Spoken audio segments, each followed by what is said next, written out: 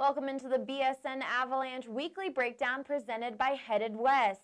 Since 1996, Headed West continues to be Colorado's premier smoke shop and lifestyle store.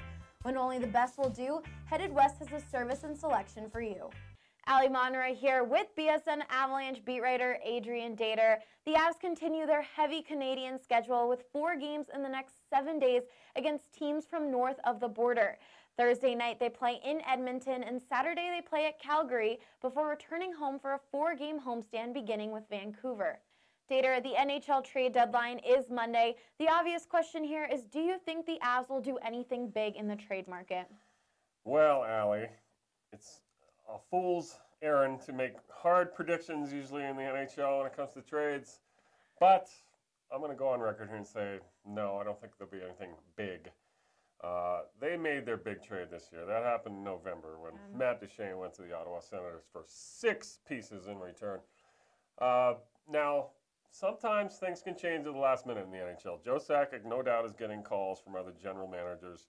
They've got pieces that could come in handy for a playoff run of their own, some other teams. But, you know, the Avalanche are not going to import some big-name guy unless Sidney Crosby suddenly comes available for some token thing. It's not going to happen.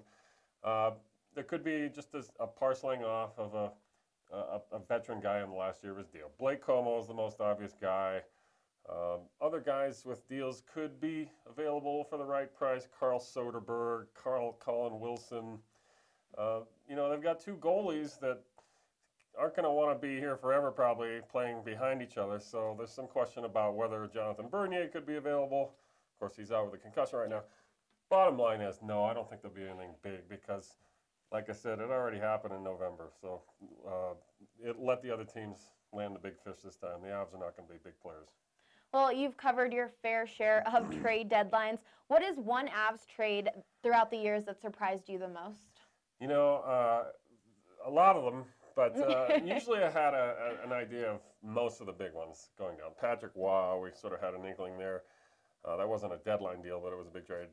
Other ones like Rob Blake, we had an idea. The one big trade that I never saw coming, nobody did, was the acquisition of Ray Bourque in 2000.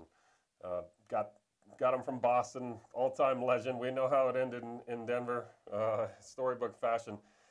But I remember being out in Calgary one night, just oblivious to the trade as it was happening, and came back to the hotel and got a release handed to me saying the Avalanche have acquired Ray Bourque. You didn't get a notification on Bleacher Report? No. This was prior to any websites almost existing back in the day, basically. We got an old-fashioned paper release, and you never saw a guy ran to his hotel room faster than I did that night to type it on my little Radio Shack portable computer that had the memory of about 2 stories in it. That was the big one that caught us all by surprise. But, you know, it's hard to get a big scoop these days, clean, well in advance.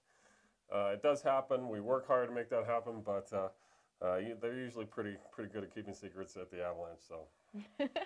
Well, the Avs won their first game without the injured Erik Johnson. Obviously, losing him is not good, but did you see anything in that first game that encouraged you from the defense? Yeah, Ali, I did. I didn't think I'd say this at all this rest of this year, but I really liked what I saw from Duncan Siemens. Well, this is a guy who's been much maligned since being drafted 11th overall by the Avs. He has not panned out in his career yet, but we all thought that he's done. I mean, he keeps getting sent back to the minors. He never makes the team out of training camp. Happened again this year. Johnson goes down, Anton Lindholm goes down, Mark Barberio's down. So they're basically forced to take him up. And he played well the other night. He played 12 good minutes. He was physical. He actually had a couple good shots on net that one of them almost ended up in a goal.